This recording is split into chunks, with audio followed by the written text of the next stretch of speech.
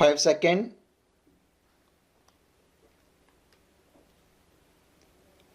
Start.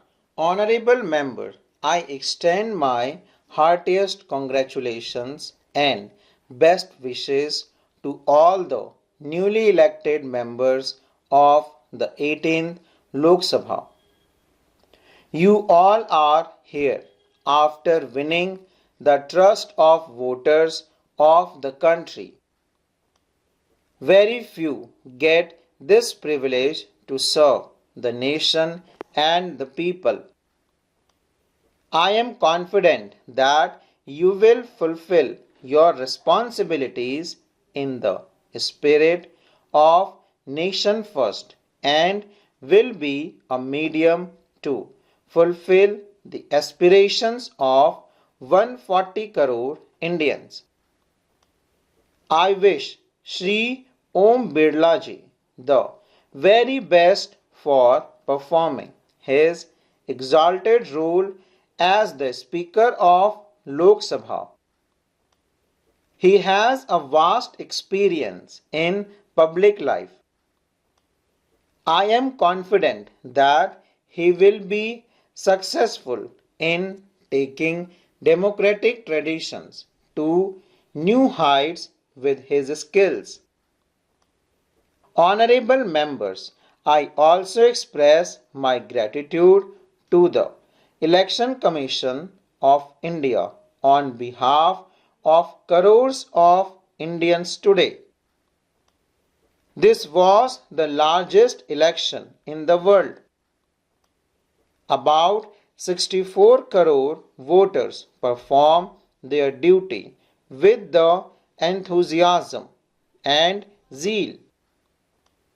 Women cast their votes in huge numbers this time also. A very heartening aspect of this election emerged from Jammu and Kashmir. The Kashmir Valley broke all records of voter turnout of many decades. In the last 4 decades, we had witnessed low voter turnout amidst shutdowns and strikes in Kashmir. Enemies of India continued to spread false propaganda at global forums, projecting it as an opinion of Jammu and Kashmir. But this time the Kashmir Valley has given a befitting reply to every such element within the country and outside. For the first time, the home voting facility was made available in this Lok Sabha election.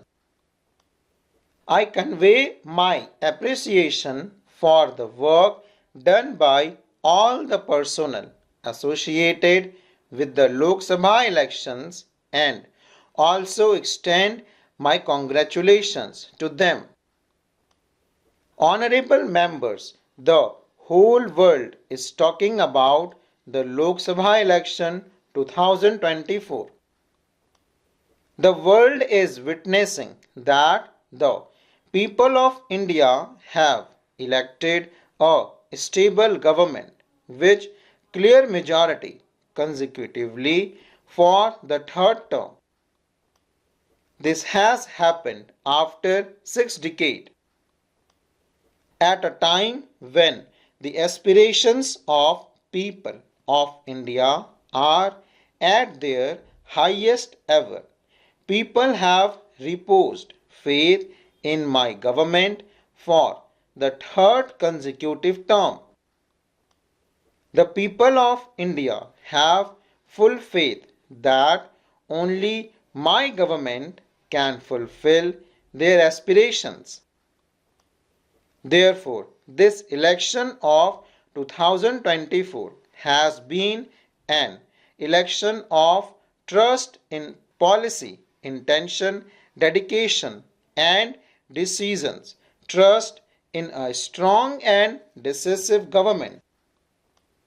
Trust in good governance, stability and continuity. Trust in honesty and hard work. Trust in security and prosperity. Trust in government's guarantees and delivery. Trust in India's resolve to be Viksit Bharat. It is a stamp of approval for my government's mission of service and good governance undertaken in the past 10 years. It is a mandate that the work of making India a developed nation continues uninterrupted and India attain its goals. Honorable members, the 18th Lok Sabha is historic in many ways. This Lok Sabha has been constituted in the early years of Amrit Kal. This Lok Sabha will also be witness to the 75th year of adoption of the Constitution of India. I am confident that this Lok Sabha will script a new chapter on decisions for public welfare.